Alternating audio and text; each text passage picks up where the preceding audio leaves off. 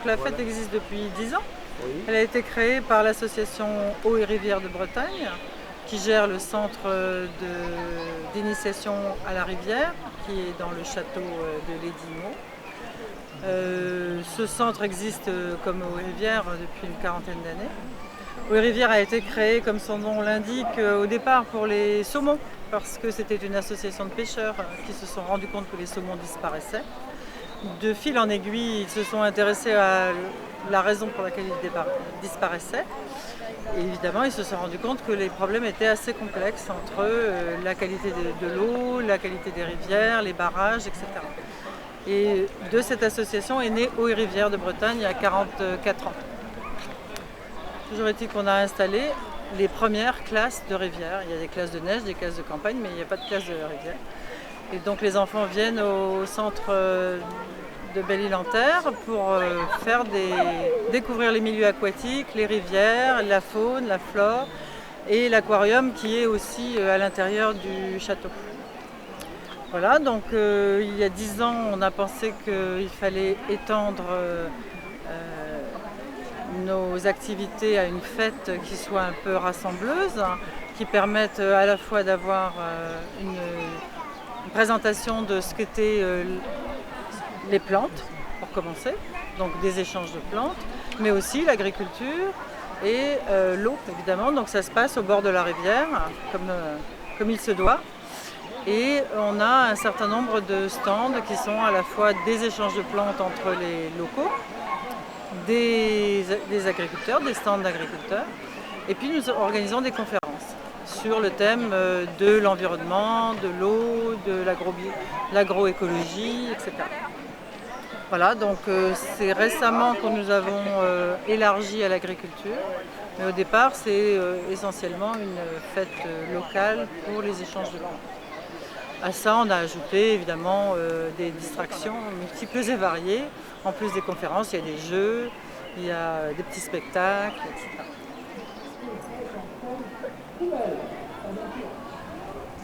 Très bien, madame. Les épluchures de cuisine, la tonte de la pelouse, etc. Ça va faire du terreau très très bien qui permettra d'avoir des belles fleurs ou des belles plantes sur votre balcon, dans votre jardin, ou pourquoi pas des beaux légumes dans votre potager si vous avez la chance d'en avoir un. Eh bien, c'est très très bien. Et puis, il reste la poubelle des ordures ménagères. Puisque la demi-finale pour Vivien, ça s'est passé à New York, je crois. Tu jouais contre l'Américain John McFlinger. Et alors, tu l'as battu à plat de couture, hein. C'était génial, un très très bon match. Et puis, Manon, toi, c'était où la demi-finale déjà ? Voilà, je fais partie de la compagnie Bulle de Rêve. Ce spectacle, Monsieur Poubelle, est un spectacle sur l'environnement et surtout sur la réduction des déchets et le tri sélectif, pardon. Et voilà, donc c'est un spectacle, c'est un agent municipal qui se promène dans un parc comme aujourd'hui et qui, quand il finit sa journée, il se rend compte que finalement il a encore beaucoup de travail puisqu'il y a des gens qui ont mis pas mal de déchets un peu n'importe comment, un peu n'importe où, et il essaye à partir de là de comprendre pourquoi et comment on en est arrivé là et qu'est-ce qu'on peut faire pour être poli avec la terre, puisque c'est le thème du spectacle. Non, celui-là, vous en faites pas.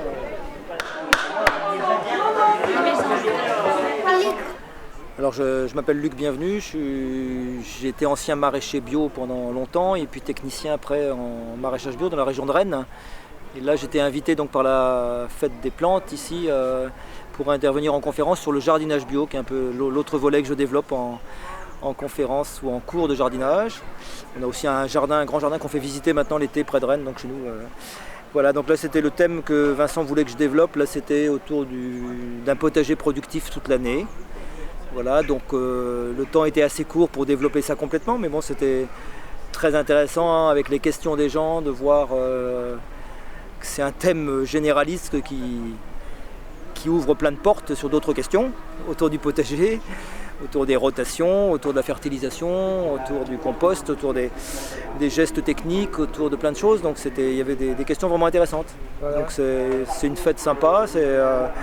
Faut avouer que le cadre, c'est la première fois que je venais ici en intervention comme ça, c'est quand même un cadre qui se prête vraiment à ce genre de fête écolo, et puis ça a l'air très, très populaire, très, très vivant, c'est vraiment agréable.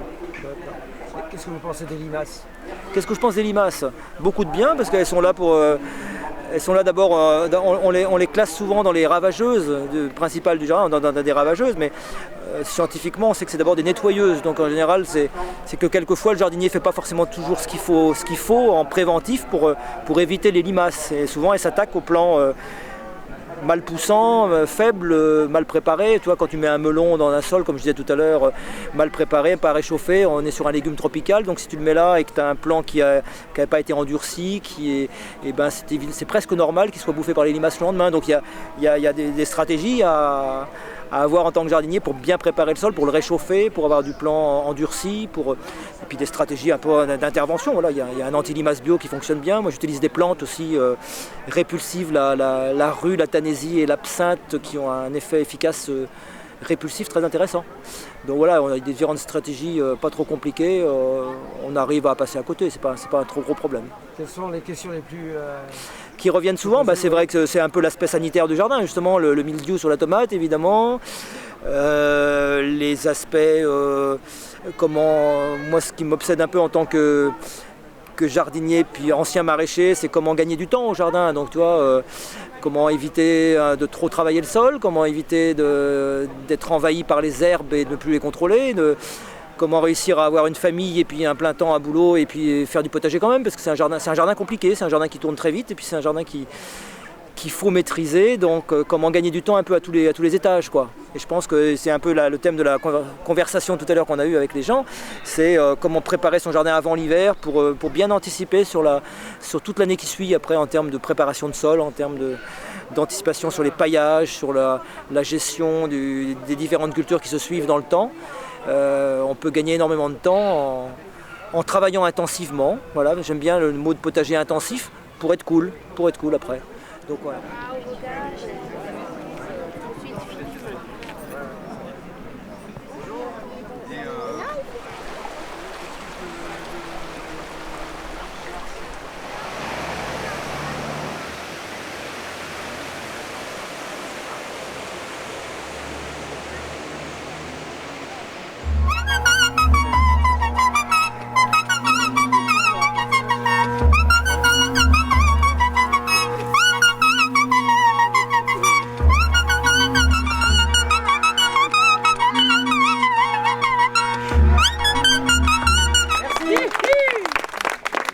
Bonjour, je suis ravi d'être ici, entouré de fauvettes à tête noire, de pinsons et de mésanges, et aussi de corbeaux. Et il y a même des martinets, tiens.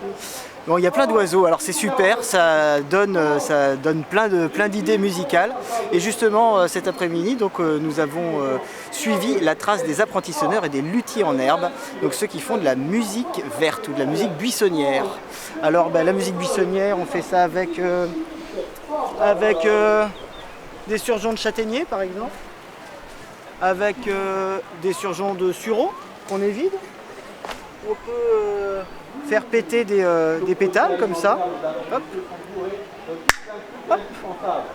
On peut faire sonner la crêpe musique, crampouze mamgose, crampouze musique.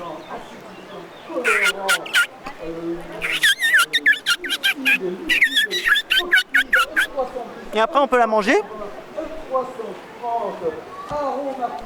On peut faire donc sonner la bassine avec du jonc, de l'eau et un trépied. Ça, on fait ça au feu de la Saint-Jean. On peut faire sonner, si on est en bord de mer, les coquilles Saint-Jacques. Ça fait des guillerots. Ça imite aussi la grenouille rieuse en chaleur. Qu'est-ce que j'ai? Des feuilles de lilas qu'on plisse comme ça. Alors il faut faire comme Mamgose justement, plier, replier comme ça, hop, la lèvre, et hop. Alors comme c'est du lilas,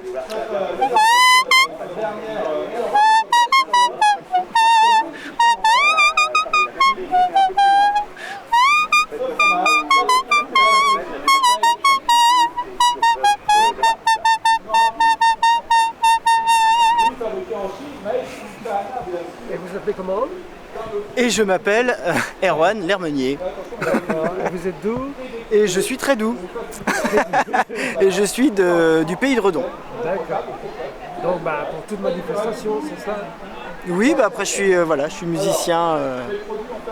Voilà, je passe mon temps à faire de la musique sur scène ou dans les bois. Voilà. Ok, merci beaucoup. Merci à vous.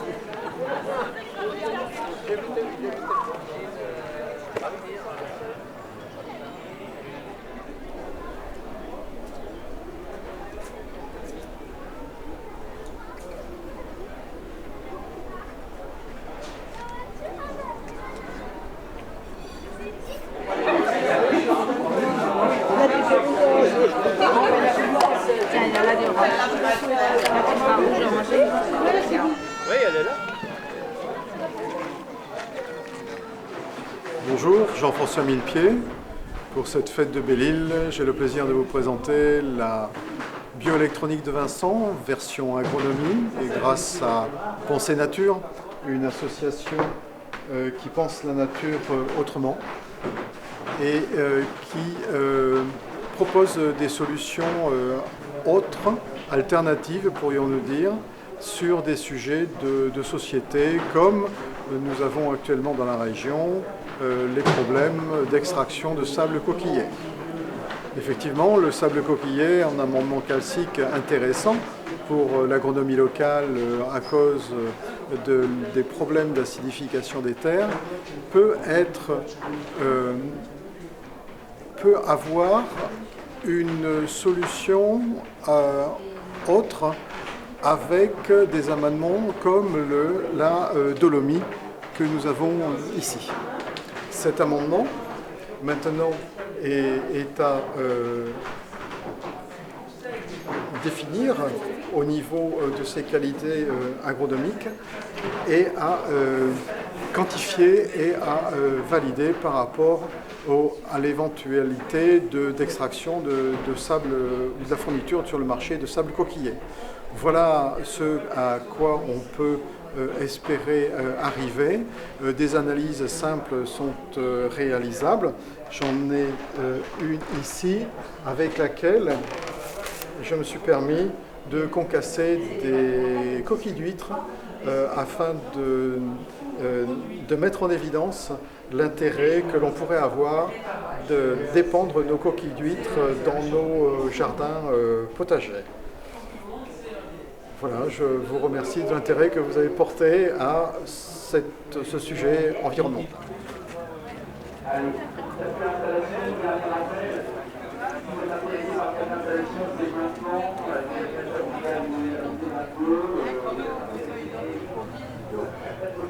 Pendant 1 à 3 semaines, le mélange ne doit plus faire monter de mousse. C'est-à-dire que tu ne dois pas avoir de mousse.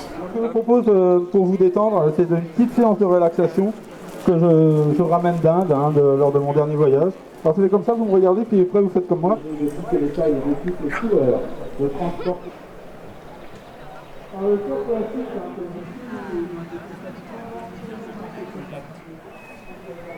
c'est